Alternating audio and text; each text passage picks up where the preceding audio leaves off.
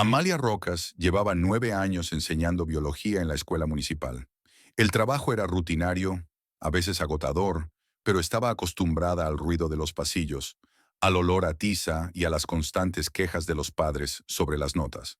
A sus 32 años había aprendido a mantener la compostura, incluso cuando otra madre empezó a argumentar que su Pedrito no podía sacar un aprobado porque era muy listo en casa. Amalia asentía, daba explicaciones, ponía notas en función de los méritos y no entraba en discusiones. No le gustaban nada los conflictos. La casa en la que vivía la había heredado de sus padres. Habían muerto en un accidente de coche hacía 5 años cuando viajaban a un pueblo cercano para asistir a una feria.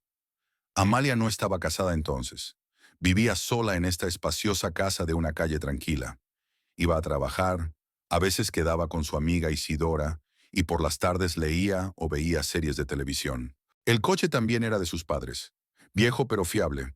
Su padre lo había comprado cuando Amalia estaba en la universidad. Después de su muerte, siguió conduciéndolo, recordando siempre a su padre al volante y a su madre en el asiento delantero. Ernesto Rocas llegó a su vida hace 4 años. Se conocieron a través de amigos comunes en la fiesta de cumpleaños de alguien. Era un mecánico taciturno y algo huraño de una fábrica textil, que trabajaba por turnos y ganaba poco dinero, pero fijo. A Amalia le gustaba precisamente por su moderación. Después de la muerte de sus padres, no quería emociones violentas, buscaba paz. Ernesto no hablaba demasiado, no hacía planes grandiosos, simplemente estaba allí. 6 meses después le propuso matrimonio. Amalia aceptó. La boda fue modesta, 20 personas, en un restaurante local. Ernesto se instaló en su casa. Sus padres, Paloma y Felipe, recibieron a su nuera sin mucho entusiasmo, pero también sin abierta hostilidad. La hermana de Ernesto, Belmira, desde el primer encuentro miró a Amalia de forma valorativa, pero no dio la cara. Durante sus 4 años de matrimonio, Amalia se dio cuenta de que Ernesto no había cambiado. Seguía callado y distante. Vivían vidas paralelas bajo el mismo techo. Ella daba clases, él trabajaba en la fábrica, por las tardes cenaban juntos, intercambiaban algunas frases sobre el tiempo o las noticias, y luego seguían con sus asuntos. No había mucha intimidad, pero Amalia no se quejaba. Le parecía que así debía ser un matrimonio. Tranquilo, sin sobresaltos. Su suegra Paloma a veces se quejaba de que no tuvieran nietos, pero Amalia hacía caso omiso. Ernesto no la defendía, pero su madre tampoco. El miércoles por la noche Amalia llegó a casa casi a las 9. La reunión de padres se había retrasado. Una madre había montado un escándalo porque su hija no había sido seleccionada para el equipo de voleibol del colegio, y el director se había pasado 40 minutos intentando calmar a todo el mundo. Amalia llegó a casa cansada, con una pesada bolsa de cuadernos que revisar para mañana. Abrió la puerta, se quitó los zapatos en el pasillo y se dirigió a la cocina. Ernesto ya estaba en casa, sentado a la mesa con una botella de cerveza delante. No solía beber entre semana, pero hoy debía de haber hecho una excepción. «Hola», dijo Amalia, dejando el bolso en una silla. «Hoy llegas pronto». «El turno terminaba a las 6», respondió sin levantar la vista. Amalia fue a la nevera, sacó una jarra de agua y se sirvió un vaso. Se sentó frente a su marido y bebió un sorbo. Ernesto se quedó callado, dándole vueltas a la botella entre las manos. Ella esperó, pero él no habló. «¿Ha pasado algo?», le preguntó. Levantó la vista. Tenía el rostro pétreo. «Mañana es el aniversario de mis padres», dijo con voz ronca. 39 años juntos. Amalia asintió. Recordó que se acercaba el aniversario. Incluso pensó en comprar un regalo. Normalmente iban a casa de los padres de Ernesto con flores y una botella de vino. Se sentaban un par de horas, escuchaban a Paloma rememorar lo guapa que había sido de joven y se marchaban. «Sí, me acuerdo», dijo Amalia. «¿A qué hora nos vamos? Pensaba comprarles algo». «Tú no vas», interrumpió Ernesto. Amalia se quedó helada con el vaso en la mano. «¿Qué? Sano?» «Mamá ha dicho que no estás invitado. Está en contra». Se hizo el silencio en la cocina. Amalia dejó lentamente el vaso sobre la mesa. «¿Por qué?», preguntó en voz baja. «¿Qué he hecho?». Ernesto se encogió de hombros. «No lo sé. Fue algo que ella decidió. Dijo que eran unas vacaciones familiares. Pero yo soy...» Soy tu mujer. Yo también soy de la familia. Tú no eres familia para ella, dijo Ernesto con frialdad. No tiene sentido discutir. La decisión estaba tomada. Amalia sintió que se le acumulaba el resentimiento. Nunca se había llevado bien con Paloma, pero siempre había intentado ser educada, trayéndole regalos y ayudándola en las tareas cuando venía de visita. Por supuesto, su suegra a veces se quejaba, a veces insinuaba que Ernesto podría haber encontrado a alguien mejor, pero Amalia no le prestaba mucha atención. Y ahora aquí está ella, prohibida de plano en las reuniones familiares. Quizá debería llamarla, sugirió Amalia, intentando hablar con calma. Hablar con ella, averiguar qué está pasando. Quizás sea algún tipo de malentendido. Ni se te ocurra, gritó Ernesto, y Amalia se estremeció. Nunca le había gritado. En 4 años de matrimonio, nunca le había oído emplear ese tono. Ernesto se levantó y la botella de cerveza cayó sobre la mesa. Ni se te ocurra llamarla, repitió con firmeza. La decisión es definitiva. Te quedas en casa y punto. Salió de la cocina dando un portazo. Amalia permaneció sentada, mirando al vacío. El corazón le latía con fuerza. No entendía qué había pasado. En 4 años había habido broncas, había habido relaciones tirantes con Paloma, pero nada tan serio. ¿Por qué tan inflexible de repente? ¿Y por qué Ernesto se había enfadado tanto cuando ella le había sugerido que llamara? El resto de la velada transcurrió en silencio. Ernesto se fue al dormitorio. Amalia se quedó en el salón, intentando revisar sus cuadernos, pero las letras se desdibujaban ante sus ojos.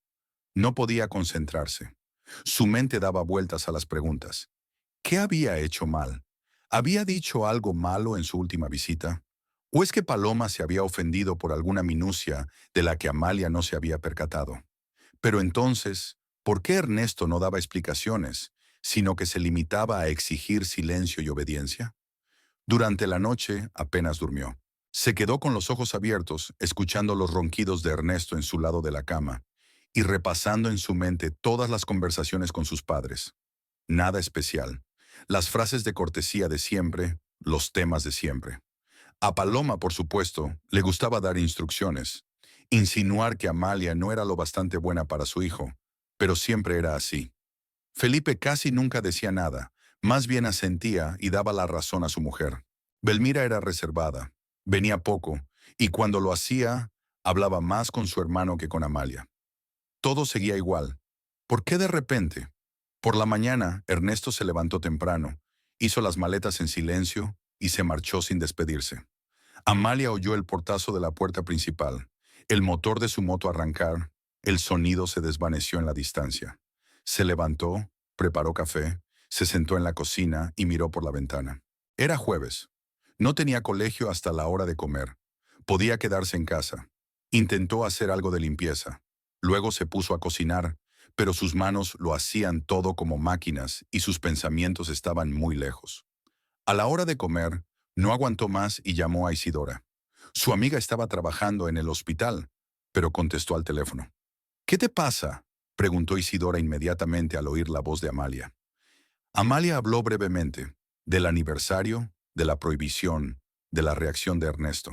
Qué raro, se estiró Isidora. Pero tal vez tengan sus propias rencillas. ¿Peleas familiares? No te preocupes, pasarán una noche sin ti. No entiendo por qué tan bruscamente, admitió Amalia. ¿Y por qué Ernesto se enfadó tanto cuando quise llamar a Paloma? Porque es un niño de mamá, resopló Isidora. Mira, no importa. Se sentarán a hablar y mañana todo estará olvidado. No merece la pena que te preocupes. Amalia colgó el teléfono, pero la emoción no desapareció.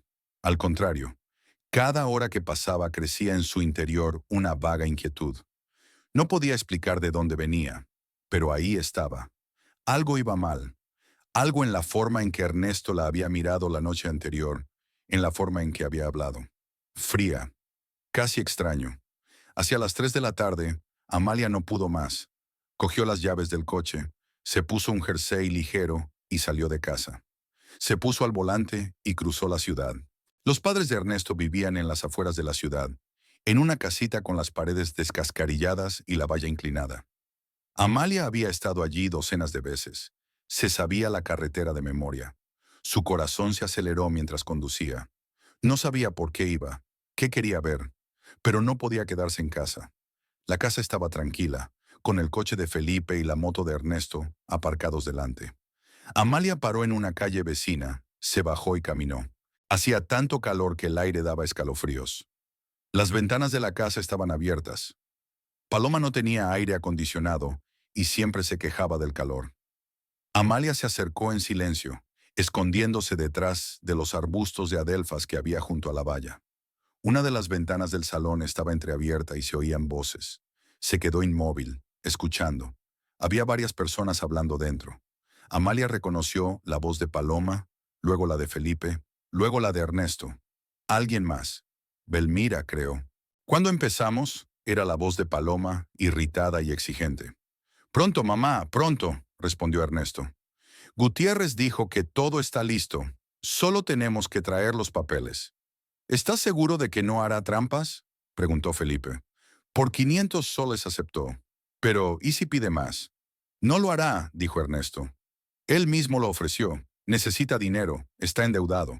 Transferirá la casa y el auto a mi nombre. Hará todo bien.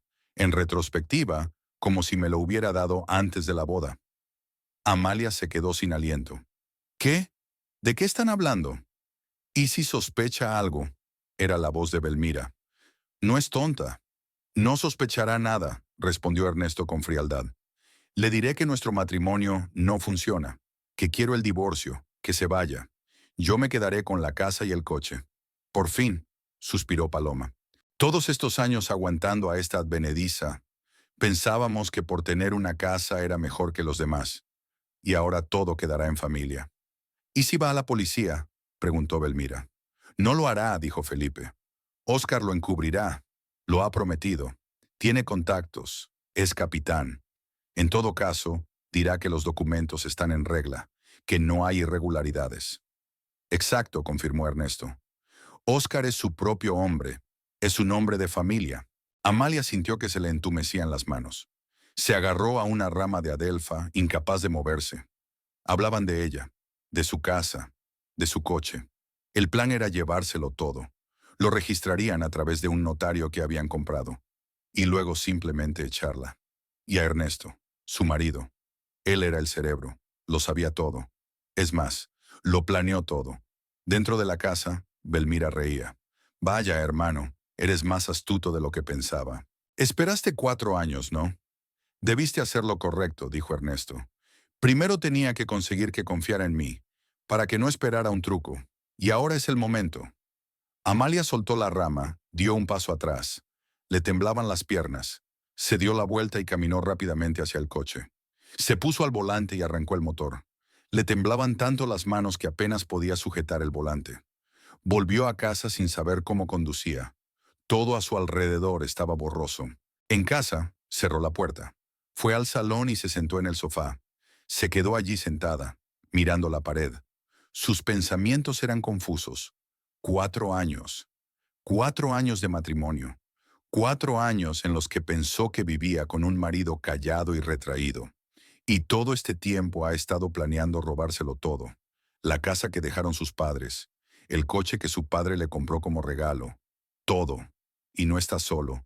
Toda su familia está involucrada. Su madre, su padre, su hermana, incluso un primo que es policía. Ya han encontrado un notario que reexpedirá los documentos a cambio de una comisión. Amalia sacó el teléfono y llamó a Isidora. El auricular no respondió enseguida. Oye, estoy en el trabajo, empezó su amiga, pero Amalia la interrumpió con voz temblorosa. Ven, ven por favor, necesito hablar contigo. Isidora oyó algo en su voz e inmediatamente cambió. ¿Qué te pasa? Ven, estoy en casa. Voy para allá. Isidora llegó 20 minutos después.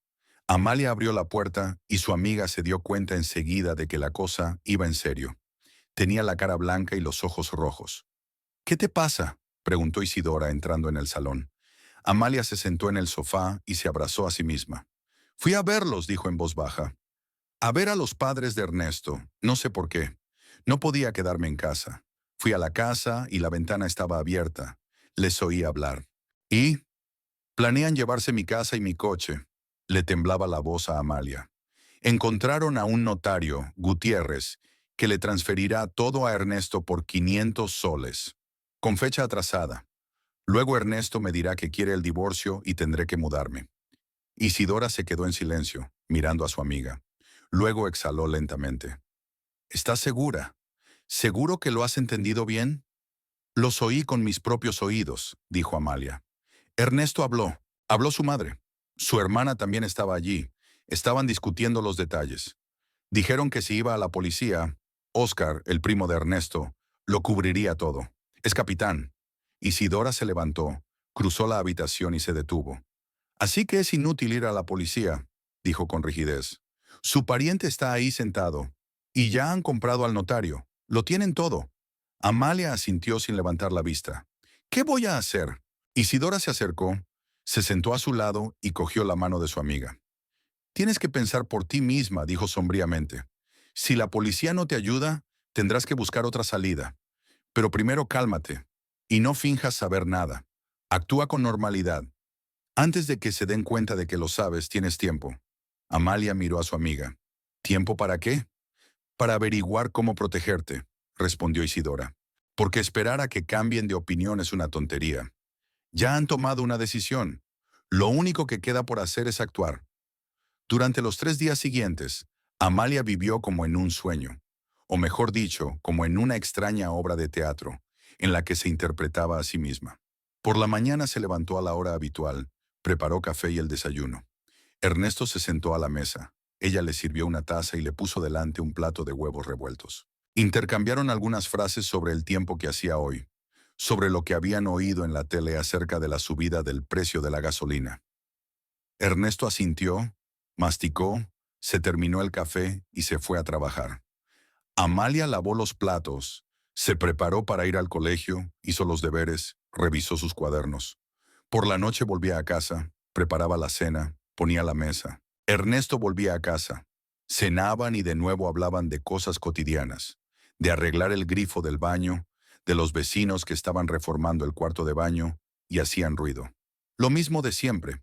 Todo era normal. Solo que dentro de la mente de Amalia nada era normal. Miró a su marido y vio a un extraño. Un hombre que llevaba 4 años fingiendo, esperando su momento, planeando robárselo todo. Podía oír su voz, la misma voz que había usado en casa de sus padres. Fría, calculadora, casi satisfecha de sí misma. «Has esperado 4 años, ¿eh?», le preguntó su hermana. Y él le contestó que debería haber hecho lo correcto, para que Amalia no esperara un engaño. Ahora cada palabra que decía, cada mirada que le dirigía parecían falsas, pero mantuvo el rostro sereno. Sonrió cuando tuvo que hacerlo. Asintió, respondió. Ernesto no notó nada. Ella ya había sido reservada antes. Él estaba acostumbrado. Por las tardes, cuando Ernesto se iba al dormitorio, Amalia se quedaba sola en la cocina y pensaba. Ya no lloraba, como había hecho aquella tarde después de su conversación con Isidora. Las lágrimas habían terminado. Solo le quedaba el cálculo frío y claro. Repasó sus opciones. Podía intentar divorciarse primero, mudarse, esconder las escrituras de la casa y el coche. Pero ya habían encontrado un notario dispuesto a falsificar los papeles. Así que incluso si se va, encontrarán una manera de retitular la propiedad. Podríamos intentar ir a la policía, decirles que la familia del marido está planeando un fraude. Pero ahí se sienta Oscar Rocas, capitán, primo de Ernesto. Él lo encubrirá. Dirá que no hay pruebas, que Amalia solo habla por despecho. Podríamos haber ido a un abogado. Pero los abogados cuestan dinero, y el caso se alargaría durante meses. Y en ese tiempo tendrían tiempo para hacer de las suyas. Todos los caminos llevaban a callejones sin salida. Isidora llamaba todos los días, preguntando cómo iban las cosas. Amalia contestaba brevemente. Hasta ahora todo está tranquilo, creo. La amiga no insistía, pero en su voz se oía ansiedad. Una vez dijo, en todo caso, estoy aquí para lo que necesites. Decidas lo que decidas. Amalia dio las gracias y colgó. Sabía que Isidora la apoyaría, pero en realidad no podía hacer nada para ayudarla. Esta era su batalla, su hogar, su vida, y tenía que decidir por sí misma. El viernes por la noche, el tercer día después de oír la conversación, Amalia estaba en la cama mirando al techo. Ernesto ya dormía, roncando suavemente. Pensó en que solo tenía una baza. No saben que está en el ajo. Mientras ella se comporte como de costumbre, ellos seguirán adelante con su plan, tomándose su tiempo, seguros del éxito. Pero si ella puede adelantarse a ellos, hacer algo que no esperan, tal vez ella puede cambiar el rumbo. Se necesitaba algo drástico, algo que les hiciera parar, hacerles admitir lo que están haciendo, porque las palabras no son suficientes, necesitas una confesión. Oficial delante de la policía. Solo entonces no pueden ir más lejos. El sábado por la mañana, Amalia tenía un plan. Un plan loco y peligroso, pero no había otro. Se levantó, preparó el desayuno. Ernesto se sentó a la mesa, hojeando el periódico. Amalia le sirvió un té y se sentó frente a él. Hoy voy a casa de Isidora, dijo con calma. Tiene problemas, necesita ayuda. Volveré esta noche. Ernesto asintió, sin apartar los ojos del periódico. Bien, Amalia hizo las maletas, cogió su bolso, subió al coche y se marchó. Pero no a casa de Isidora. Se dirigió al barrio antiguo, junto al mercado central, donde las hileras de verduras y carne habían sido sustituidas por casas destartaladas y callejones sucios, donde por las mañanas se podía encontrar a los alcohólicos locales saliendo de sus agujeros en busca de vino barato o ingresos ocasionales. Amalia nunca había estado en ese barrio, pero lo conocía. Todo el mundo en la ciudad sabía que era un lugar de reunión de gente venida, a menos que había perdido su trabajo, su familia, su humanidad. Aparcó en la esquina, salió del coche y caminó. Eran cerca de las 10 de la mañana. Aún no hacía calor, pero el aire ya era pesado y sofocante. En la esquina de uno de los callejones había dos hombres, andrajosos, sucios, con la cara roja de los borrachos. Uno tenía el pelo corto y los hombros anchos de un cargador. El otro era delgado, con las mejillas hundidas y mirada nerviosa. Hablaban en voz baja, pasándose una botella en una bolsa arrugada. Amalia se acercó. Los hombres se callaron, mirándola fijamente. Una mujer vestida con ropa limpia, con el pelo cuidado, parecía una extraterrestre en este barrio. Buenas tardes, dijo Amalia, intentando que su voz sonara segura. El hombre de pelo corto entornó los ojos. ¿Se ha perdido, señora? No, necesito hablar. Con usted. El hombre delgado soltó una risita, pero había un destello de interés en sus ojos. ¿Sobre qué? Aquí no, dijo Amalia. A la vuelta de la esquina. Tengo una proposición. Los hombres se miraron. El de pelo corto se metió la botella en el bolsillo. De acuerdo, vámonos. Doblaron una esquina y entraron en un estrecho pasadizo entre dos casas. Amalia se detuvo y se volvió hacia ellos. ¿Cómo os llamáis? Pancho, respondió el hombre más bajo, con el pelo corto. Luis, añadió el flaco. Bien, Pancho Luis. Necesito ayuda. Por dinero. Pancho cruzó los brazos sobre el pecho. ¿Cuánto es? 3,000 soles cada uno. Luis silbó. Pancho entrecerró los ojos incrédulo. ¿Por qué? Amalia respiró hondo. Necesito que mantengas a un hombre en un lugar seguro, durante unos días, quizá una semana. Atado, pero alimentado, con agua y no golpeado. Cuando te lo diga, déjalo marchar. Se hizo el silencio. Pancho la miró como si estuviera loca. Luis soltó una risita nerviosa. ¿Es una broma? No, respondió Amalia con firmeza. Esto es serio. 3,000 soles para cada uno. La mitad por adelantado y la otra mitad cuando termine. Pancho se rascó la nuca. ¿Y si la policía? La policía lo sabrá, pero no pueden encontrarte. Mantienes a un hombre en un lugar que nadie conoce. Le das de comer, le das agua. No le pegues. No abuses de él. Solo sosténlo hasta que te diga que lo dejes ir. Ya está. Luis se relamió. ¿Quién es ese hombre? Eso no es asunto tuyo, replicó Amalia. Lo único que tienes que hacer es retenerlo y no decirle a nadie dónde estás. Pancho y Luis se miraron. Era evidente que estaban calculando. 3,000 soles cada uno era más de lo que podrían ganar en 6 meses con trabajos eventuales. Tal vez en un año. Podríamos secuestrar al rey por esa cantidad de dinero, dijo Luis y sonrió. Pancho asintió lentamente. De acuerdo, lo haremos. Pero el dinero por adelantado. Amalia sacó un sobre del bolso. Lo había retirado el día anterior de su cuenta. 3,000 soles. Contó la mitad y se la dio a Pancho. 1500, el resto cuando termine, aquí tienes mi número. Sacó un papel en el que había escrito su número de teléfono con antelación. Espera mi llamada, probablemente el martes por la noche. Irás donde yo te diga. Recoge al hombre y llévatelo. Te daré la dirección donde lo tienes. Pancho cogió el dinero, lo contó y se lo metió en el bolsillo. Está bien, esperaremos. Amalia dio media vuelta y regresó al coche. Las piernas le flaqueaban, pero se obligó a caminar firme, sin mirar atrás. Se puso al volante y arrancó el motor. Solo cuando salió del barrio se permitió respirar. El primer paso estaba dado. El domingo fue a un barrio vecino, a una farmacia donde nadie la conocía. Entró y pidió somníferos. La farmacéutica, una mujer mayor con bata blanca, le preguntó para quién eran. Para su madre, mintió Amalia. Tiene insomnio, se las recetó el médico. La mujer asintió, sacó un paquete y lo entregó en el mostrador. Amalia pagó y guardó el medicamento en el bolso. Luego se dirigió a una licorería al otro lado de la ciudad. Entró, recorrió las estanterías. Encontró un coñac caro, añejo, en una botella preciosa. A Ernesto le gustaba el buen coñac, aunque rara vez lo compraba para ahorrar. Amalia cogió la botella, pagó y se fue a casa. Una vez en casa, fue a la cocina y puso la botella sobre la mesa. Sacó los somníferos y leyó las instrucciones. Decía, tomar un comprimido antes de acostarse, no más de 2 al día.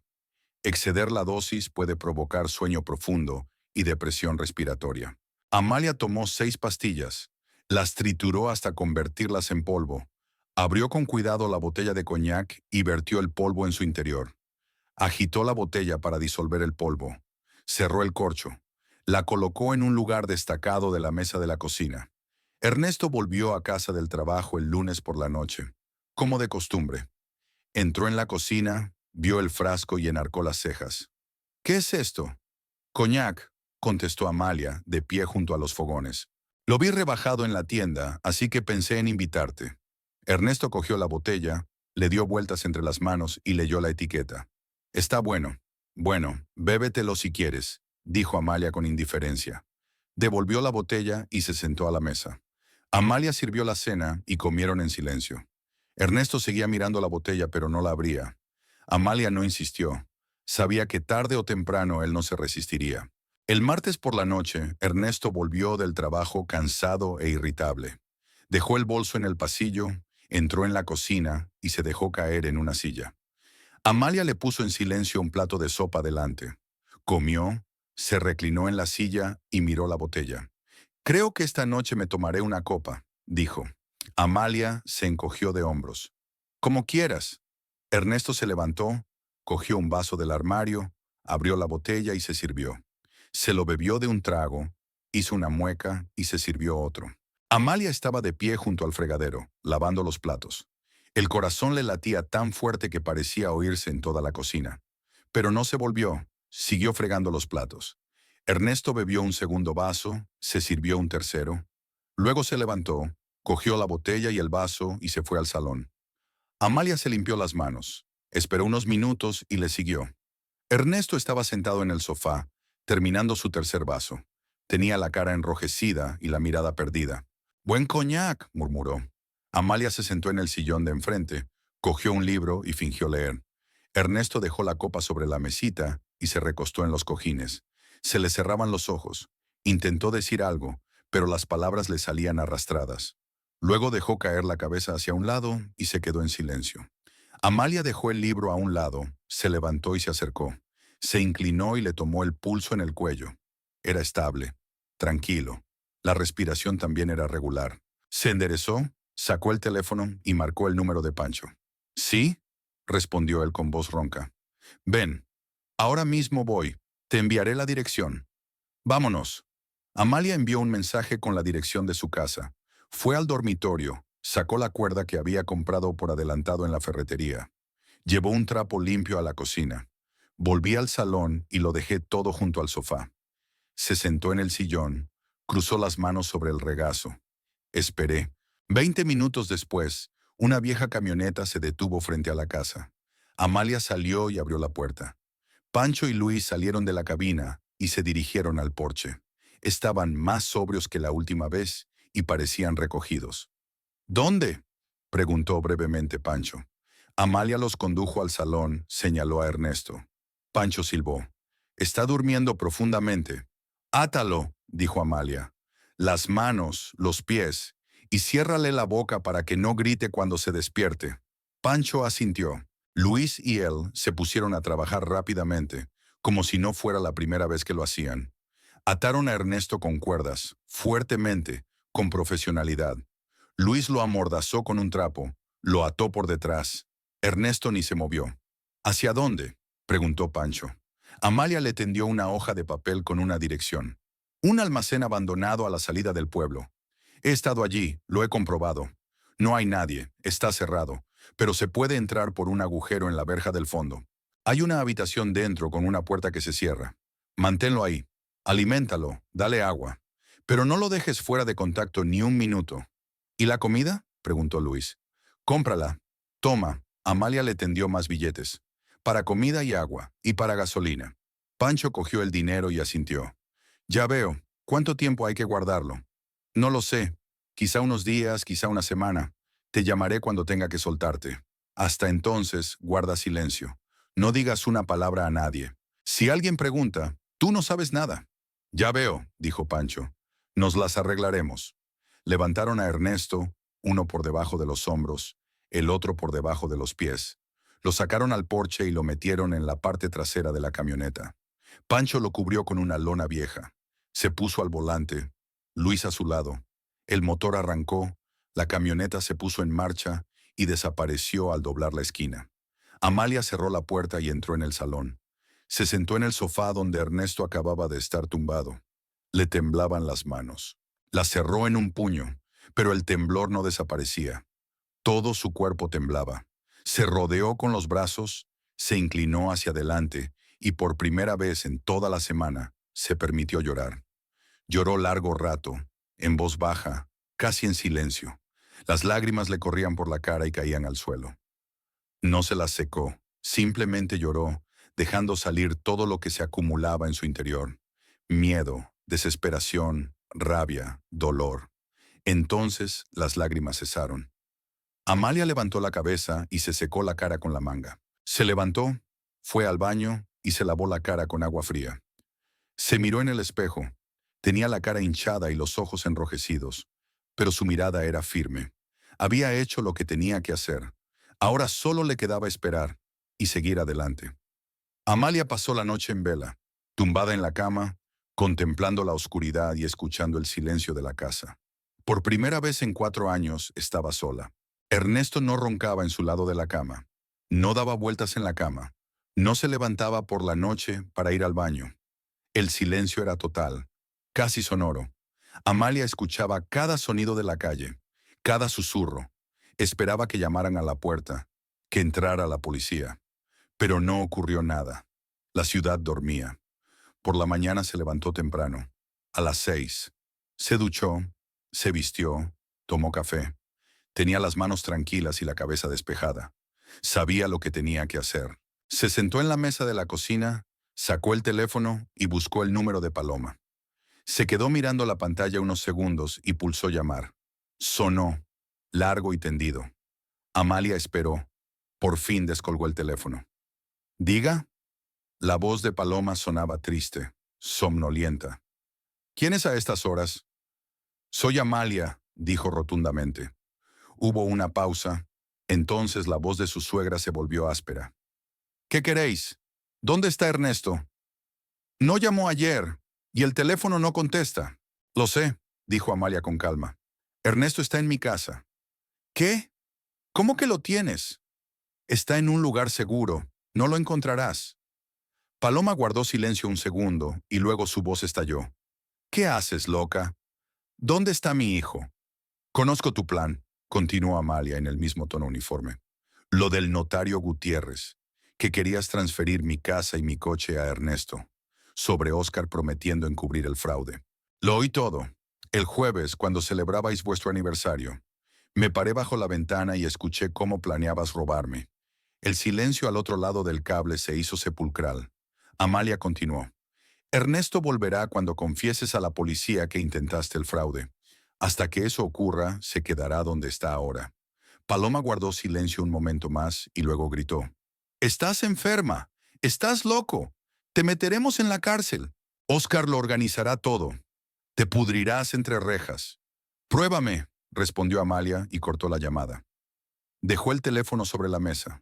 Ahora le temblaban las manos, pero se obligó a respirar hondo. Ya estaba. El primer paso estaba dado. Ahora lo sabían. Ahora empezaba la verdadera guerra. Amalia se preparó, se abrigó bien, la mañana era fresca y salió de casa. Decidió dar un paseo, no quedarse encerrada. Bajó por la calle hasta un pequeño parque que había al final de la manzana. Estaba sentada en un banco, mirando el parque infantil, que a esa hora aún estaba vacío. Pensaba en lo que ocurriría a continuación. Paloma llamaría a Felipe, ellos llamarían a Oscar. Empezarían a buscar a Ernesto. Irán a la fábrica, llamarán a sus amigos.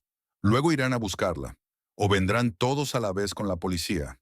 Amalia estaba preparada.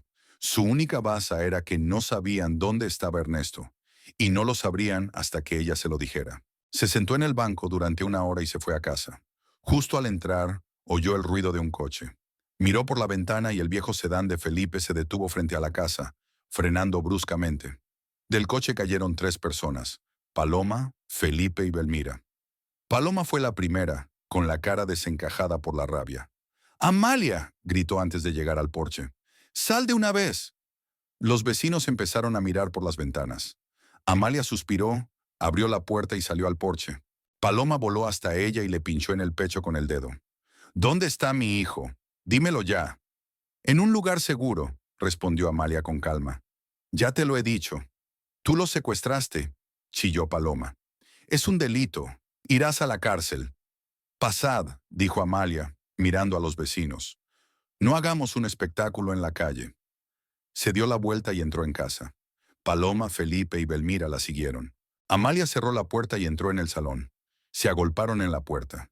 Paloma respiraba con dificultad y tenía la cara roja. Felipe permanecía en silencio, con la mandíbula apretada.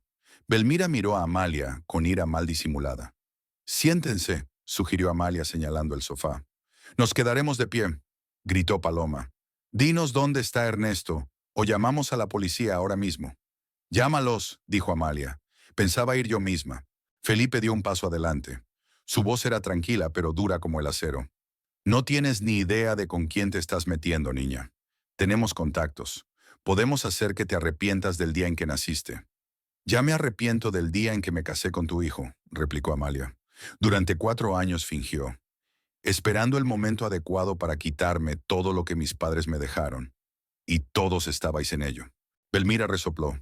«Siempre fuiste una zorra, una advenediza con su casita y su coche. Te creías mejor que los demás». «Nunca pensé eso», replicó Amalia. «Solo vivía mi vida, trabajando, intentando ser una buena esposa. Pero eso no era suficiente para ti. Tenías que quitármelo todo». Paloma se acercó, con la voz aún más alta. «Devuélveme a mi hijo. Devuélvemelo ahora, o te juro que pasarás el resto de tu vida en la cárcel». Amalia la miró a los ojos. «Ve a la policía. Dile al investigador que planeabas sobornar al notario Gutiérrez para que transfiriera mi casa y mi coche a Ernesto. Diles que contabas con la ayuda de Oscar para encubrir el fraude. Que conste en acta. Entonces recuperaré a Ernesto». «Estás enferma», gritó Paloma. «Nosotras no planeamos nada de esto». «Lo hicimos», dijo Amalia. «Lo oí con mis propios oídos. El jueves, cuando celebrabais vuestro aniversario, y no me invitasteis. Me acerqué a la ventana y oí cada palabra». Felipe se puso pálido. Belmira se quedó callada, mirando fijamente a Amalia. Paloma abrió la boca, pero no dijo nada. Se hizo un silencio pesado. «Entonces», dijo finalmente Felipe con frialdad, «¿queréis guerra? Tendrás una guerra. Encontraremos a Ernesto, y cuando lo hagamos, tendrás problemas». «No lo tendréis», dijo Amalia. Paloma se dio la vuelta y salió corriendo de la habitación. Felipe y Belmira la siguieron. La puerta principal se cerró de golpe. A través de la ventana, Amalia vio cómo subían al coche, cómo Felipe se alejaba bruscamente y cómo el coche desaparecía al doblar la esquina. Se hundió en el sofá y se tapó la cara con las manos. El comienzo estaba hecho. Ahora buscarían. A mediodía ya circulaban rumores por la ciudad. Amalia encendió el televisor. No había nada en las noticias locales, pero sabía que pronto se filtraría la información. A la una llamó Isidora. «Amalia, ¿qué pasa?» La voz de su amiga era de preocupación. «Todos en el hospital dicen que Ernesto Rocas está desaparecido. Lo están buscando. Dicen que la familia ha dado la voz de alarma». Amalia respiró hondo. «Es verdad. ¿Cómo que es verdad? ¿Dónde está?» «Lo puse lejos, temporalmente». Isidora guardó silencio un segundo y luego maldijo tan fuerte que Amalia le apartó el teléfono de la oreja. «¿Estás loca? ¿Lo has secuestrado?» «No lo he secuestrado. Solo le quité de en medio hasta que su familia admitió que habían intentado robarme». «Amalia, esto es una locura. Te entregarán a la policía. ¿Te das cuenta de que te meterán en la cárcel?» «Lo sé», respondió Amalia con cansancio. Pero no tenía elección. Ya lo habían preparado todo. Encontraron al notario. Oscar prometió encubrirlo. Si no hubiera hecho nada, en una semana me habría quedado sin nada. Isidora exhaló. «Joder. Vale. Ahora que has empezado, te quedarás conmigo hasta el final. Pero prepárate para lo peor. No van a dejar pasar esto. Oscar está en la fuerza, tiene conexiones, encontrará la manera de atraparte. Sé que lo hará. Estoy aquí para ti. Pase lo que pase, recuerda que estoy de tu lado». «Gracias», dijo Amalia en voz baja. Colgó. Se levantó, fue a la cocina y preparó té. Se sentó a la mesa y rodeó la taza caliente con las manos. Pensó en lo que estaba ocurriendo en la ciudad. Probablemente la familia Rocas ya había denunciado la desaparición de Ernesto. Quizá ya lo habían denunciado a la policía. Probablemente Oscar se había puesto en marcha. Están buscando. Están sondeando todos los lugares donde Ernesto podría haber estado. Bares donde a veces bebía con sus colegas. La fábrica donde trabajaba. Casas de amigos. Pero no lo encontrarán. Pancho y Luis lo escondieron bien. Un almacén abandonado a la salida. Nadie va allí. Está vacío. El día avanza lentamente. Amalia estaba sentada en casa, mirando por la ventana. Un par de veces pasaron coches de policía. Los vecinos miraban a su casa. Hacia el atardecer vio el sedán de Felipe detenerse en la esquina. Belmira salió, caminó por la calle, mirando en los callejones. Luego volvió, subió al coche. Buscaron, sin resultado. A las 9 de la noche, Amalia decidió irse a la cama.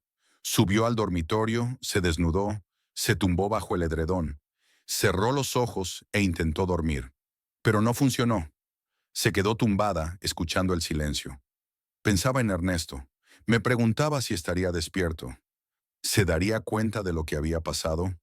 Probablemente gritando, tratando de salir. Pero Pancho y Luis no lo dejarán ir.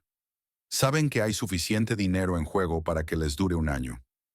A las 11 de la noche llaman a la puerta. Agudo, exigente. Amalia salta de la cama, se pone una bata y baja las escaleras. Se dirigió a la puerta. ¿Quién era? La policía. Abran. Su corazón se desplomó. Amalia respiró hondo y abrió la puerta. Dos policías uniformados estaban en el umbral. Detrás de ellos había un hombre de paisano, de unos 40 años con expresión altiva. Amalia lo reconoció por las fotografías que había visto en casa de los padres de Ernesto. Oscar Rocas, el capitán de policía. «¿Ah, o Amalia Rocas?», preguntó uno de los policías. «Sí, tendrá que venir con nosotros a la comisaría a declarar. Su marido, Ernesto Rocas, ha desaparecido. Necesitamos hacerle algunas preguntas». «¿Ahora? ¿A las 11 de la noche?» Oscar se adelantó. Sonrió. «Ahora, vístete. O vete en bata. Me da igual». Amalia le miró a los ojos. Vio una fría certeza. Él sabía que tenía todas las cartas. Sabía que ella no podía hacer nada contra él. «De acuerdo», dijo ella. «Dame un minuto». Subió las escaleras. Se vistió rápidamente. Vaqueros, jersey, zapatillas. Bajó las escaleras. Los policías esperaban en la puerta. Oscar estaba de pie con los brazos cruzados sobre el pecho. «Vamos», dijo. Salieron a la calle. Un coche de policía estaba aparcado frente a la casa. Uno de los policías abrió la puerta trasera y Amalia entró. Oscar se sentó a su lado. Los policías ocuparon los asientos delanteros. El coche arrancó. ¿Dónde está mi prima?, preguntó Oscar sin mirar a Amalia. No lo sé, respondió ella. Él se volvió hacia ella con una sonrisa más amplia. No lo sabes, claro que no lo sabes. Pero ¿sabes que el secuestro es un delito grave? Te enfrentas a 15 años de cárcel. Yo no he secuestrado a nadie. ¿No lo has hecho? Qué curioso, porque mi tía Paloma me contó una historia muy interesante. La llamaste esta mañana. Dijo que tenía a Ernesto. Que lo habías escondido. Se llama secuestro, querida. Amalia guardó silencio. Oscar continuó. Cometiste un gran error. ¿Creías que podías asustar a mi familia? ¿Que nos asustaríamos y correríamos a la policía para confesar algo que no ocurrió? No funcionará. Me aseguraré personalmente de que vayas a la cárcel durante mucho tiempo. Mucho tiempo. Amalia miró por la ventana. La ciudad flotaba. Las luces de las calles parpadeaban tras el cristal. No sabía qué decir. Oscar estaba seguro de sí mismo. Demasiado seguro de sí mismo. Porque sabía que podía hacer lo que quisiera. Porque era capitán. Porque tenía conexiones. Amalia sabía que tenía una batalla cuesta arriba por delante. Pero no había retirada. Había ido demasiado lejos. El coche se detuvo ante la comisaría, un edificio viejo y gris en el centro de la ciudad. Los policías sacaron a Amalia del coche y la condujeron al interior. Los pasillos estaban desiertos y poco iluminados. Caminaron hasta el final. Se detuvieron ante una puerta con la etiqueta Sala de Interrogatorios. Oscar abrió la puerta, asintió. Adelante, ahora vamos a hablar en serio. Amalia entró. La habitación era pequeña, con las paredes desnudas y una única mesa en el centro. Dos sillas en lados opuestos. Oscar cerró la puerta tras de sí y señaló la silla. Siéntate. Amalia se sentó. Oscar permaneció de pie con los brazos cruzados sobre el pecho. Bajó la mirada hacia ella. Te lo voy a preguntar por última vez. ¿Dónde está Ernesto? No te lo diré hasta que tu familia admita que planean robarme. Oscar se echó a reír. Corto, enfadado. ¿De verdad crees que esto va a funcionar? ¿Tú contra nosotros? ¿Contra una familia entera? ¿Contra mí? Tengo a todos aquí. Puedo asegurarme de que nadie te encuentre. ¿Lo has entendido? Amalia levantó la vista. Lo miró a los ojos. Lo comprendo, pero seguiré sin contarlo.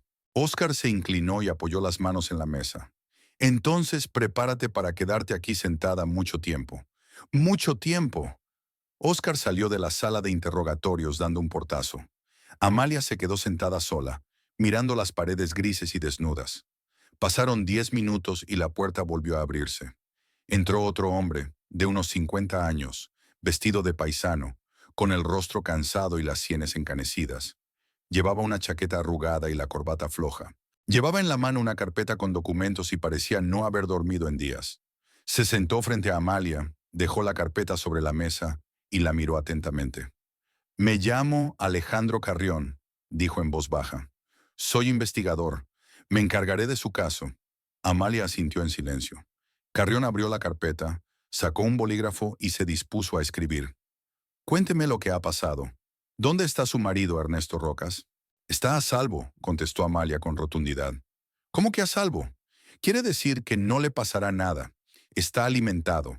Alimentado, no golpeado. Solo está retenido en un lugar que nadie conoce. Carrion anotó algo sin levantar la vista. ¿Te das cuenta de que podrían acusarte de secuestro? Es un delito grave. Lo entiendo. Amalia cruzó las manos sobre el regazo para que no le temblaran. Entonces, ¿por qué lo has hecho? Amalia guardó silencio un momento, reflexionando. Luego empezó a hablar. Contó que el miércoles por la noche su marido le había dicho que no estaba invitada a la fiesta de aniversario de sus padres. Al día siguiente, se dirigió a su casa y escuchó la conversación a través de la ventana abierta. Sobre el notario Gutiérrez que, por 500 soles, estaba dispuesto a reexpedir las escrituras de la casa y el coche. Sobre el primo de Ernesto, el capitán Oscar Rocas, que prometió encubrir el fraude si algo salía mal. Sobre el plan de su marido de simplemente echarla de su propia casa después de la reedición. Carrión escuchaba en silencio, tomando notas. Su rostro permanecía impasible, pero Amalia notó que fruncía el ceño cuando ella mencionó a Oscar. ¿Tienes alguna prueba?, preguntó cuando ella hubo terminado. Solo mi palabra, admitió Amalia. Les oí hablar, pero no lo anoté. Así que es su palabra contra la tuya. Sí, por eso hice lo que hice. Recuperaré a Ernesto cuando su familia admita que planeaba robarme, oficialmente delante de la policía. Entonces tendré pruebas. Entonces no podrán continuar. Carrión guardó el bolígrafo y se reclinó en la silla. Dirigió a Amalia una larga mirada de evaluación. ¿Te das cuenta de que esta no es la mejor manera de resolver el problema? Lo sé, respondió Amalia, pero no tenía otro remedio. Si hubiera ido directamente a la policía, no me habrían creído. Tienen a un capitán de policía de su parte. Tienen un notario comprado. No tengo más que mi palabra. Carrión suspiró pesadamente. De acuerdo. Anotaré tu declaración, pero te quedarás aquí hasta que lleguemos al fondo de la situación. Se levantó, cogió la carpeta y se dirigió a la puerta. Amalia le gritó, ¿me crees? Carrion se volvió y la miró. Había algo parecido a la compasión en sus ojos. He visto muchas cosas en mi vida, señora Rocas, y sé que no todo es tan sencillo como parece. Lo investigaré. Sinceramente. Salió. A través de la pared, Amalia oyó voces. Oscar estaba gritando. ¿Qué estás haciendo, Carrión? Arresta a ese psicópata inmediatamente. Ha secuestrado a mi primo. Estoy en este caso, capitán, respondió secamente Carrión. Y lo llevaré como mejor me parezca. Soy su superior. No.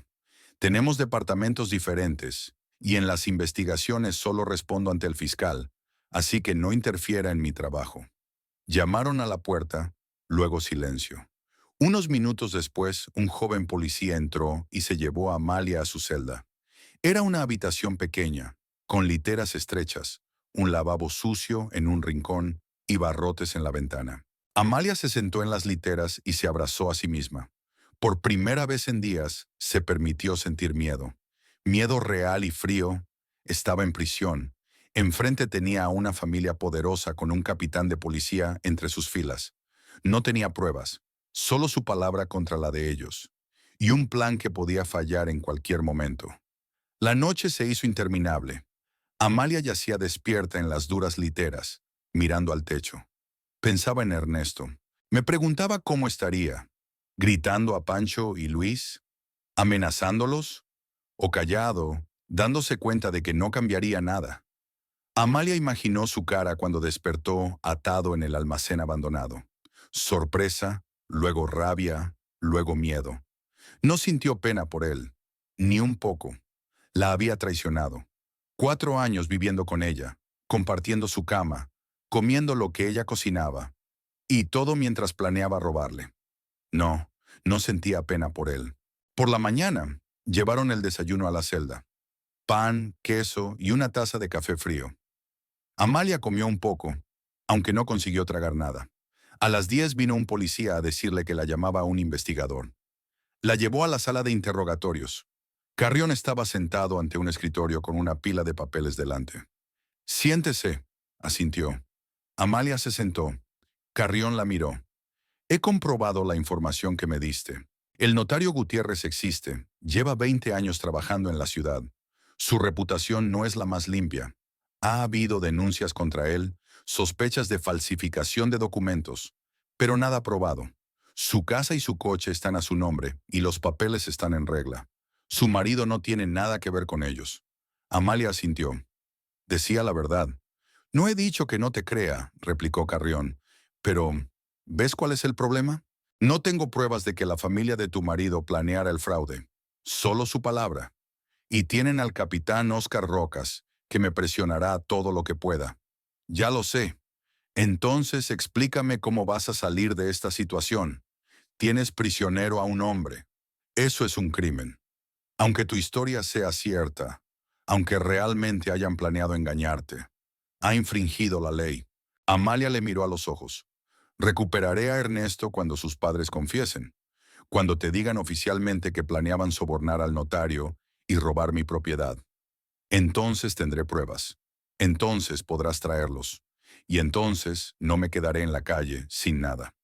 Carrión se quedó callado, meditando sus palabras. Luego sacudió la cabeza. Está jugando a un juego muy peligroso, señora Rocas. Ya que no tenía elección, repitió Amalia. La investigadora se levantó. Se acercó a la ventana y miró al exterior. Bien, continuaré la investigación. Pero usted quédese aquí y reza para que no le pase nada a tu marido, porque si le pasa algo, ninguna verdad te ayudará. Amalia fue llevada de vuelta a su celda. El día se hizo penosamente lento. Sentada en la litera, escuchaba los ruidos del exterior. Los pasos de la policía, los portazos, las voces lejanas. Al anochecer, el mismo joven policía entró y le trajo la cena.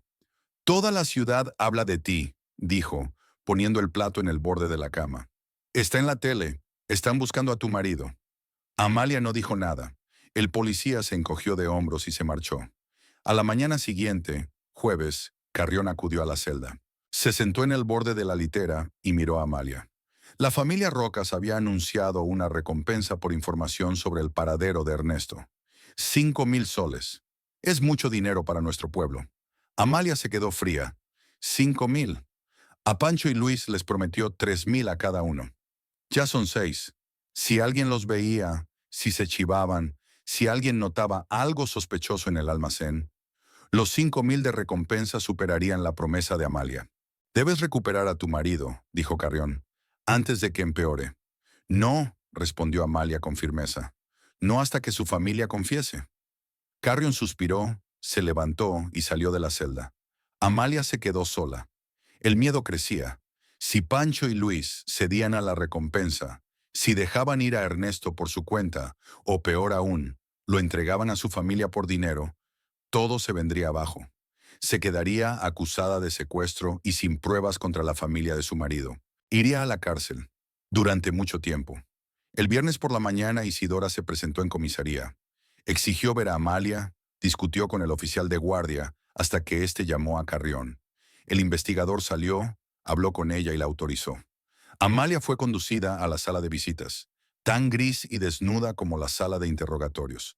Isidora ya estaba sentada a la mesa cuando hicieron entrar a Amalia. Su amiga se levantó de un salto, queriendo abrazarla, pero el policía negó con la cabeza. Se sentaron en lados opuestos de la mesa. ¿Qué tal estás?, preguntó Isidora. Tenía la cara pálida y ojeras. Estoy bien, mintió Amalia. No mientas. Ya veo cómo estás. Amalia intentó sonreír, pero no lo consiguió. Estoy aguantando. Estoy aguantando. Isidora se inclinó más cerca, bajó la voz. Escúchame, todo el pueblo habla de ti. Al principio, todos pensaban que estabas loca, pero luego empezaron los rumores. Dicen que oíste a la familia de tu marido planeando robarte. Dicen que estás protegiendo tu propiedad. Mucha gente está de tu lado. ¿Comprendes? No estás sola. Amalia sintió un nudo en la garganta. Gracias, susurró. Todos los profesores del colegio están a tu favor, continuó Isidora. El director, por supuesto, arruga la nariz, temeroso de un escándalo, pero los demás dicen que has hecho lo correcto. En el hospital también muchos simpatizan. Incluso en las tiendas se habla de ello. La familia Roca siempre ha sido no demasiado popular en la ciudad. Paloma es bravucona, Óscar se comporta como un amo de la vida. La gente se alegra de que alguien les haga frente. Amalia asintió, sin confiar en su voz. Pero debes darte cuenta, la voz de Isidora se endureció, de que si algo le ocurre a Ernesto, si lo encuentran muerto, ninguna simpatía te ayudará. Irás a la cárcel, para siempre. Lo sé, dijo Amalia. Por eso di instrucciones claras. Será alimentado, alimentado, no golpeado. Solo estará retenido. ¿Y si la gente a la que pagaste lo delata por la recompensa? No lo harán. Les di la mitad por adelantado. Les prometí la otra mitad cuando esto terminara. Es más que una recompensa. Espero que tengas razón. Se acabó la noche de citas. El policía se acercó, dijo que era hora de irse. Isidora se levantó, miró a Amalia. Aguanta. Pase lo que pase, estoy aquí para ti. Llevaron a Amalia de vuelta a su celda. Se tumbó en la litera y cerró los ojos.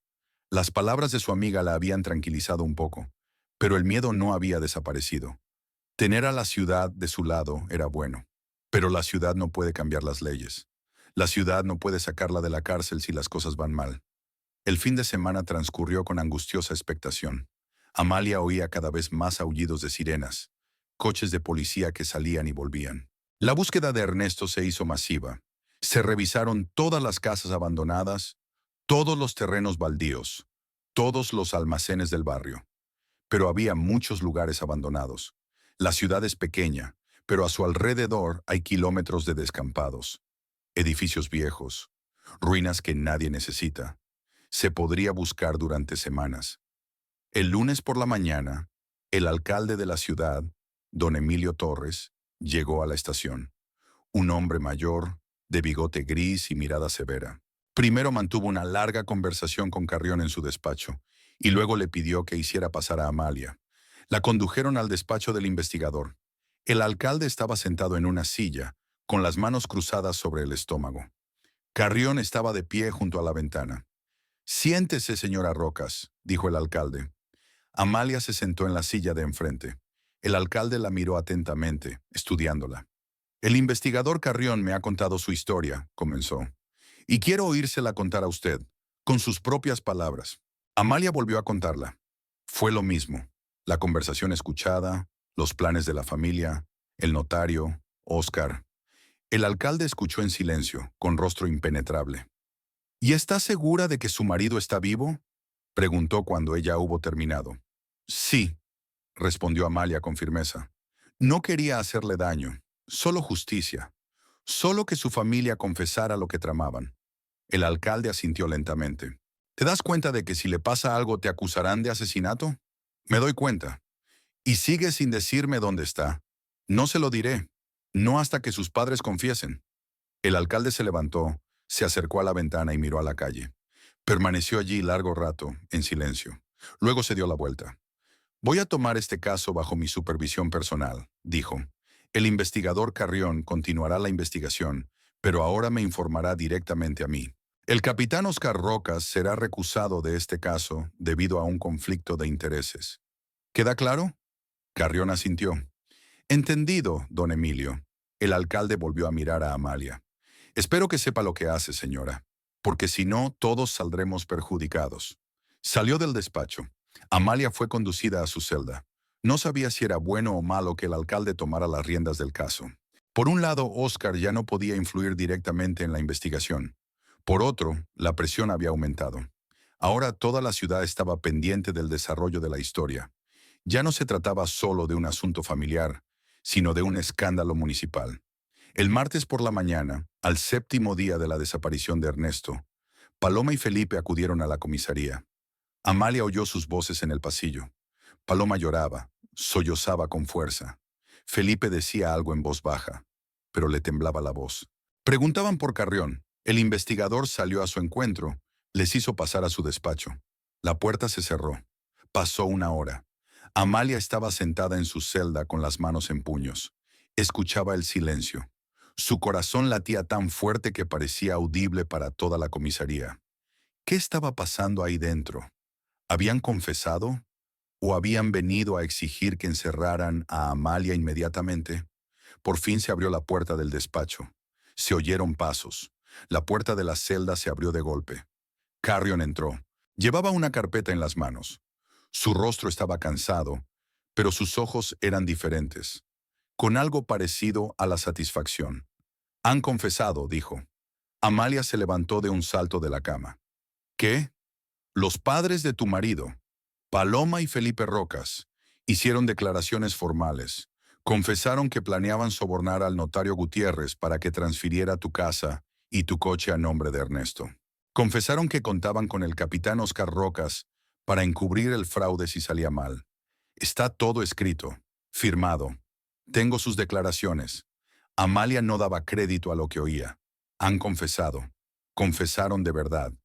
«¿Por qué?», exhaló. «¿Por qué lo han hecho?». «Porque temen por la vida de su hijo», contestó Carrión.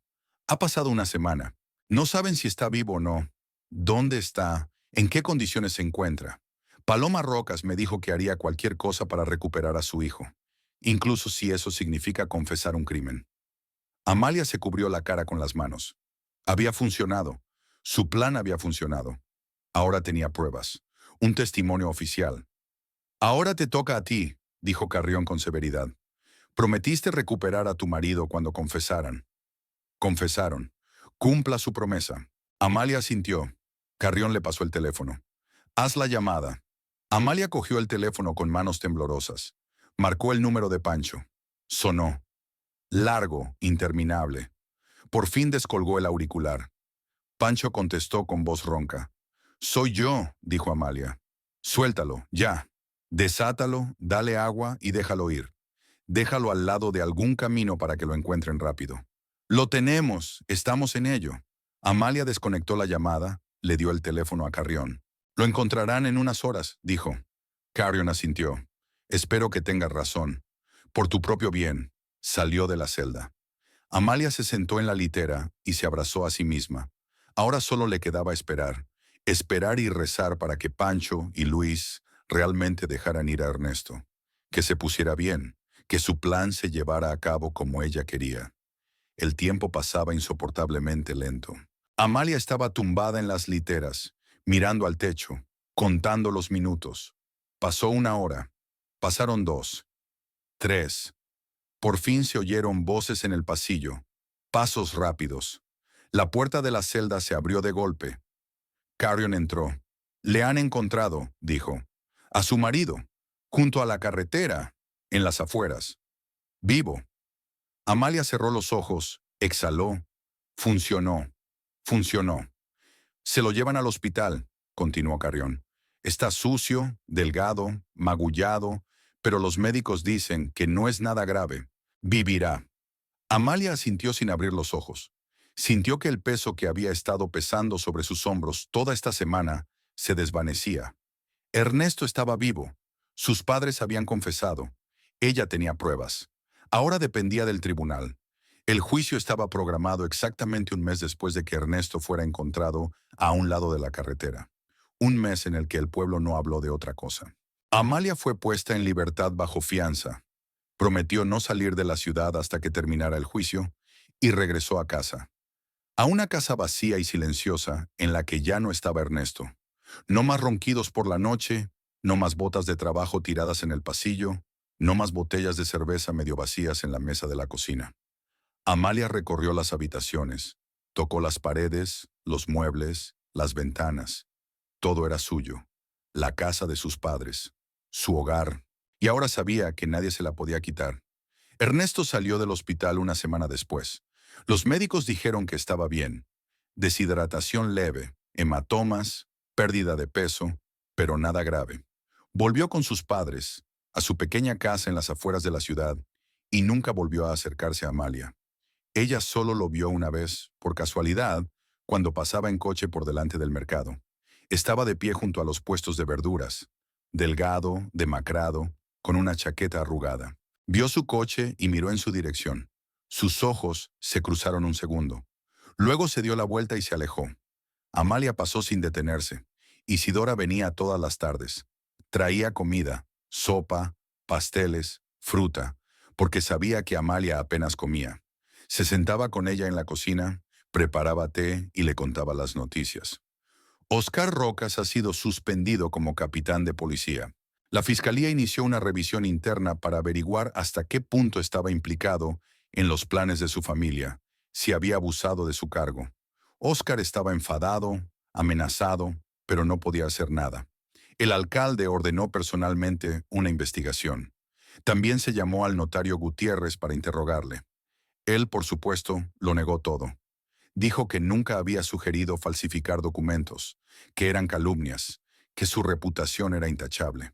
Pero su reputación ya estaba arruinada. Los clientes empezaron a evitarle, los encargos desaparecieron. Por toda la ciudad corrió el rumor de que no era la primera vez que Gutiérrez se metía en asuntos turbios, solo que nadie le había pillado antes. «Te has convertido en un héroe», dijo Isidora una tarde sorbiendo su té. «¿Sabes cuánta gente dice que eres un héroe? ¿Que deberías haber puesto a esa familia en su sitio?» Amalia se encogió de hombros. «No pretendía ser una heroína, solo protegía a los míos». «Sí, pero hiciste lo que pocos harían. Te enfrentaste a un capitán de policía, a toda una familia, y ganaste». «Aún no he ganado», replicó Amalia. «El juicio aún no ha pasado». «Se celebrará», dijo Isidora con seguridad. «No tienen ninguna posibilidad, ya lo verás». Amalia quería creer, pero el miedo no la abandonaba. Cada noche se despertaba sudando frío, imaginando al juez leyendo la sentencia. 15 años de prisión por secuestro. Se imaginaba en una celda, entre rejas, durante años. Imaginaba que vendían su casa por deudas, que desguazaban su coche. Entonces se levantaba, bajaba a la cocina, encendía la luz y se quedaba sentada hasta el amanecer, mirando por la ventana.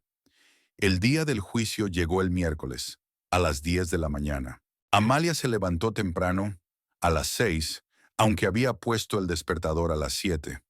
Se duchó, se vistió con el riguroso vestido oscuro que había comprado especialmente para la ocasión. Isidora vino a recogerla a las 9:30. Subieron al coche en silencio y se dirigieron al juzgado. Por el camino Isidora intentó decir algo, pero al final se limitó a apretar la mano de Amalia y guardar silencio. El juzgado era viejo, de 2 plantas, con el yeso desconchado y las contraventanas descoloridas. Frente a la entrada ya se había congregado una multitud. Amalia reconoció caras, profesores del colegio, vecinos, curiosos que querían ver el escándalo por sí mismos. Cuando bajó del coche, todos se giraron. Algunos asentían con la cabeza, otros se quedaban mirando en silencio. Amalia atravesó la multitud, subió los escalones y entró. Isidora caminaba a su lado, ni un paso por detrás. La sala estaba abarrotada. La gente se sentaba en los bancos, permanecía de pie junto a las paredes, se agolpaba en los pasillos. Amalia avanzó y se sentó en el asiento de la acusada. A su lado se sentó su abogado, un joven de unos 25 años, Raúl, que la pobreza le había asignado. Se movía nervioso, estudiaba papeles y se limpiaba las manos sudorosas en el pantalón. Amalia lo miró y pensó que era poco probable que hubiera defendido a alguien en un caso real. Frente a ella estaba sentado el fiscal, un hombre de mediana edad, rostro duro y ojos fríos. Tenía carpetas desplegadas delante de él. Hojeaba documentos. Parecía seguro de sí mismo. Un poco más lejos, en el banquillo de los testigos, estaban sentados Paloma, Felipe y Ernesto. Paloma iba de negro, con el rostro demacrado y los ojos enrojecidos por el llanto. Felipe estaba encorvado, viejo y cansado. Ernesto miraba al suelo sin levantar la cabeza. La juez entró en la sala, una mujer mayor de unos 60 años, con el pelo gris recogido en un moño apretado y una mirada dura bajo las gafas. Todos se levantaron. La juez se dirigió a su asiento, se sentó y golpeó el mazo. «Por favor, siéntense. Se abre la sesión». El fiscal se levantó y empezó a leer los cargos. Su voz sonaba suave, sin emoción. Amalia Rocas está acusada de secuestro, de encarcelamiento ilegal de Ernesto Rocas durante 7 días, de amenazar a la familia Rocas. Se solicita una pena de hasta 10 años de prisión. Amalia escuchaba, y le parecía que no todo le estaba pasando a ella, que era otra persona la que estaba sentada en ese banquillo, otra persona la que escuchaba esas acusaciones. El abogado Raúl se levantó cuando el fiscal terminó. Le tembló la voz, tartamudeó, perdió el hilo. Dijo que su clienta había actuado en estado de extrema necesidad, que estaba protegiendo su propiedad de las acciones ilícitas de la familia de su marido. El juez escuchó con rostro pétreo. Amalia no sabía si le creía, si simpatizaba con ella. Entonces empezaron las declaraciones. El investigador Carrión fue el primero en declarar. Se levantó, se dirigió al estrado, le puso una carpeta delante. Le contó cómo había llevado el caso, cómo había interrogado a Amalia, cómo había explicado sus actos. Luego sacó la cinta, aquella en la que los padres de Ernesto confesaban sus planes de sobornar al notario y redistribuir la propiedad. Puso la cinta. Se hizo el silencio en la habitación. Las voces de Paloma y Felipe eran claras, nítidas. Hablaban de Gutiérrez, de los 500 soles, de que Óscar los cubriría si algo salía mal. Cuando la cinta terminó, el juez miró a Paloma y Felipe. ¿Corroboran ustedes este testimonio? Paloma sollozó, asintió. Sí, nosotros lo planeamos, pero solo porque queríamos ayudar a nuestro hijo. Pensamos que sería mejor para él. ¿Mejor robarle la casa a su mujer?, preguntó secamente el juez. Paloma se quedó callada, con la cabeza gacha. Felipe se quedó callado sin levantar la vista. El juez se volvió hacia Ernesto. ¿Y usted? ¿Conocías el plan? Ernesto asintió sin mirarla. Sí, lo sabía. ¿Y formabas parte de él? Sí. ¿Por qué no detuviste a tus padres? ¿Por qué no le dijiste la verdad a tu mujer? Ernesto se encogió de hombros. No lo sé. Pensé que así era más fácil. La juez se reclinó en su silla y miró a Amalia. Señora Rocas, ¿por qué no acudió inmediatamente a la policía cuando se enteró de los planes de la familia de su marido? Amalia se levantó, le temblaba la voz, pero se obligó a hablar con claridad. Porque su pariente, el capitán Oscar Rocas, es policía. Prometió encubrir el fraude. Sabía que no me creerían, que tenían dinero, contactos, influencias. Y yo no tenía nada más que mi palabra. Así que hice lo único que podía, conseguir que confesaran. El juez asintió lentamente. Escribió algo. Luego miró al fiscal. Continuó. El fiscal se levantó, pero se podía ver que su confianza se tambaleaba. Se dio cuenta de que el caso se desmoronaba, que Amalia no actuaba por maldad, sino por desesperación, que la familia Rocas había admitido su propia culpabilidad. En su discurso seguía exigiendo castigo. Decía que el vigilantismo era inaceptable, que la ley no podía quebrantarse, aunque hubiera razones para ello. Pero su voz sonaba menos firme. Habló para que constara en acta, dándose cuenta de que había perdido. El abogado Raúl se levantó, animado. Su voz se fortaleció. Pidió al juez que considerara las circunstancias. La mujer estaba protegiendo su propiedad sin más opciones. Su marido no estaba gravemente herido. Se alimentaba, no sufría daños. Ella no quería venganza, solo justicia. Y la obtuvo. La familia Rocas se declaró culpable. Así que sus acciones estaban justificadas. El juez escuchó, tomó notas. Luego golpeó su martillo. Se levanta la sesión por 1 hora. Después del receso, anunciaremos la sentencia. Todo el mundo se levanta. La jueza abandona la sala. Amalia volvió a sentarse en el banco. Raúl le dio una palmada en el hombro. Todo va a salir bien, dijo. Puedo sentirlo. Amalia asintió, incrédula. La hora se hizo interminable. Se sentó en el pasillo, con Isidora a su lado. Su amiga la cogía de la mano, en silencio. Los profesores de la escuela se acercaron, con palabras de aliento. Los vecinos asentían alentadores. Pero Amalia no oía nada. Se limitó a esperar. Finalmente todos volvieron a la sala. El juez entró, se sentó, miró a la multitud, golpeó su mazo. Por favor, levántense. Todos se levantan. La juez empieza a leer la sentencia. Su voz era clara, sin emoción. Habiendo considerado los materiales del caso, habiendo escuchado los testimonios de las partes y de los testigos, el tribunal llega a la siguiente conclusión.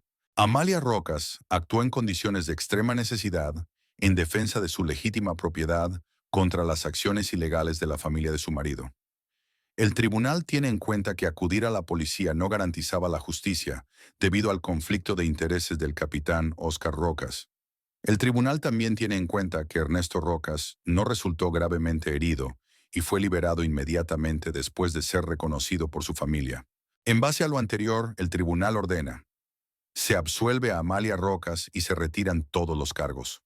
Hubo un murmullo en la sala. Amalia se levantó, sin darse cuenta del todo de lo que había oído. Que se absuelva, que se retiren los cargos. El juez continuó. Ernesto Rocas, Paloma Rocas y Felipe Rocas serán condenados a penas suspendidas por tentativa de estafa. 2 años de suspensión para cada uno. También se les prohíbe acercarse a menos de 100 metros de Amalia Rocas y su propiedad por un periodo de 5 años. Se levanta la sesión. Golpeó el mazo. La sala estalló en aplausos. Amalia permaneció de pie sin moverse. Raúl la abrazó, gritando algo alegremente. Isidora corrió hacia ella y la agarró de los brazos. ¿Lo has oído? Has ganado. Amalia asintió lentamente. He ganado. Se acabó. Era libre. Salieron juntos del juzgado. La multitud se separó ante ellos. Algunos aplaudieron a Amalia en el hombro. Otros gritaron felicitaciones. Isidora la acompañó hasta el coche y la sentó en el asiento del copiloto. Se puso al volante y arrancó el motor. Lo has conseguido, dijo mirando a su amiga. Estás loca, pero lo has conseguido. Amalia la miró e intentó sonreír. Era débil, pero funcionó. Condujeron por la ciudad. Pasaron por calles conocidas, por la escuela donde trabajaba Amalia, por el mercado, por pequeñas casas y tiendas. Amalia miró por la ventanilla y por primera vez en mucho tiempo Sintió que podía respirar libremente. La pesadez que le había estado oprimiendo el pecho todas estas semanas había desaparecido. Había ganado. La casa seguía siendo suya. El coche seguía siendo suyo. La vida era suya. Yo no me habría arriesgado, dijo Isidora, sin apartar los ojos de la carretera. Pero tú eras más fuerte de lo que pensaba. No quería perderlo todo, respondió Amalia en voz baja. Lo sé, y no lo perdiste. Condujeron hasta la casa de Amalia. Bajaron del coche y entraron. Isidora fue a la cocina y puso la tetera. Amalia se sentó a la mesa, cruzó las manos delante de ella. Vio cómo su amiga sacaba tazas, preparaba té, ponía galletas en la mesa. Todo era tan corriente, tan sencillo, como si nunca hubiera pasado nada. ¿Y ahora qué?, preguntó Isidora sentándose enfrente. ¿Qué vas a hacer? Amalia se encogió de hombros. No lo sé. No decidiré nada todavía. Me limitaré a vivir. Volveré a trabajar. Daré clases. Tal vez reforme la casa. Hace tiempo que quiero hacerlo. Quizá me compre un coche nuevo. Este es viejo. ¿Y tu vida personal?, preguntó Isidora con cautela. Amalia sonrió. ¿Después de todo esto? No. He terminado para los próximos 10 años. Viviré sola. Estoy bien como estoy. Isidora asintió sin insistir. Bebieron su té en silencio mientras empezaba a oscurecer fuera de la ventana. La ciudad se iba calmando poco a poco, pasando del escándalo ruidoso a nuevos cotilleos, nuevas historias. Amalia Rocas ya no era el tema principal de conversación. La vida seguía su curso. Gracias, dijo Amalia en voz baja. ¿Por qué? Por estar a mi lado, por todo este tiempo. Isidora sonrió. No voy a dejarte, tonta. Somos amigas. Amalia le devolvió la sonrisa. Terminó su té y miró por la ventana. A la calle familiar, a su casa, a su futuro. Desconocido, pero que ahora solo le pertenecía a ella. Y eso era suficiente.